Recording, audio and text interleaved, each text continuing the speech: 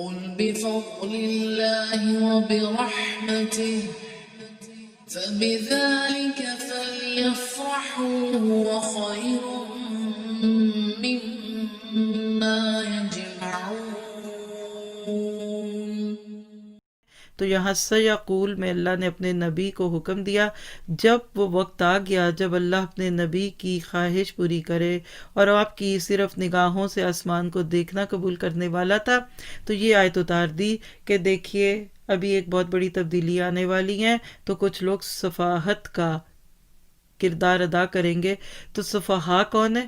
Reactionary, emotional. لکھیے ایک جملہ، تبدیلی کو قبول کیجیے. اور کرونا وائرس کے دنوں میں یہ جو دن بدن اور خاص طور پہ جب سے لاک ڈاؤن شروع ہوئے کتنی تبدیلیاں آئیں. میں اکثر خود سوچتی ہوں کہ اب لوگوں کے لیے چینج کو ایکسیپٹ کرنا بہت آسان ہوگا.